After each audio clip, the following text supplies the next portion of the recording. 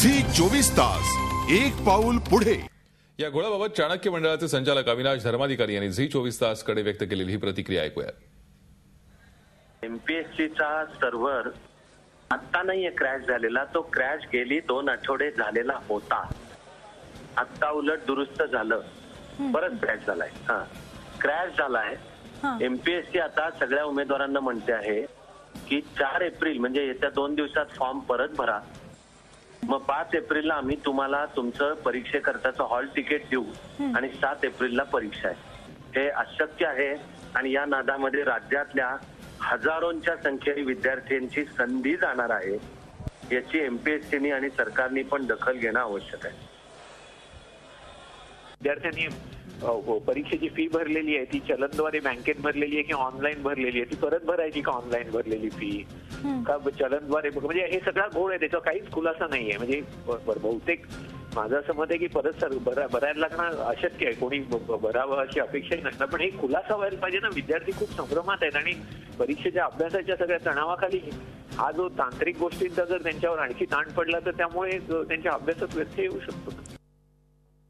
आपल्यासोबत एमपीएससीचे परीक्षार्थी गणेश आहेत, त्यांच्याकडून आपण या संदर्भात माहिती घेऊयात, चर्चाही करूयात त्यांच्यासोबत। गणेश, कशा पद्धतीने आता अभ्यास करत असताना या तांत्रिक बाबी पूर्ण करता येणार आहेत, कितपत अडचणी येणार आहेत तुम्हाला? मॅडम, जेव्हा मी ही बातमी पाहिली, झी 24 तासवरच ही बातमी पाहिली आणि बातमी पाहिल्यानंतर मी लगेच नेटवर गेलो आणि नेटवर पाहिल्यानंतर माझा लॉगिन आयडी मी अपडेट पाहिला, तर मला तिथे माझा जे डेटा होता ते पूर्णपणे तिथे मॅनेज दिसला, तिथे काही नव्हतं। तर आणि एक नोटीस अशी मला तिथे दिसली की 4 तारखेपर्यंत तुम्ही तुमचा फॉर्म जो आहे तो परत भरा, परंतु मला वाटतं मॅडम की हे अशक्यच आहे। 4 तारखेपर्यंत डेटा माझा अपडेट करणं आणि ते एक्झाम देणं अशक्य आहे। तर त्यामुळे एमपीएससीनी किंवा जे परीक्षा मंडळ आहे त्यांनी काहीतरी वेगळा तोडगा काढायला पाहिजे, कारण 4 तारखेपर्यंत हे अशक्यच आहे। आणि जसा TY-BCOMचा जसा गोंधळ झाला, खेळखंडोबा झाला परीक्षेचा, तसाच या परीक्षेचा पण होणार, यात काही मात्र शंका नाही।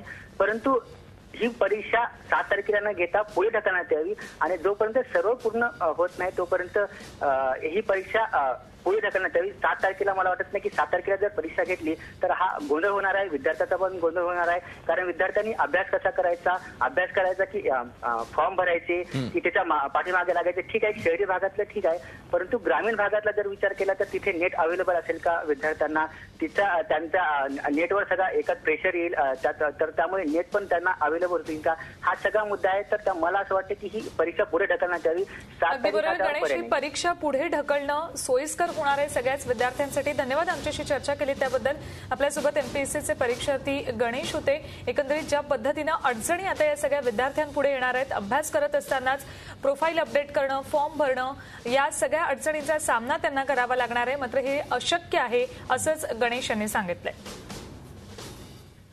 झी 24 तास एक पाऊल पुढे।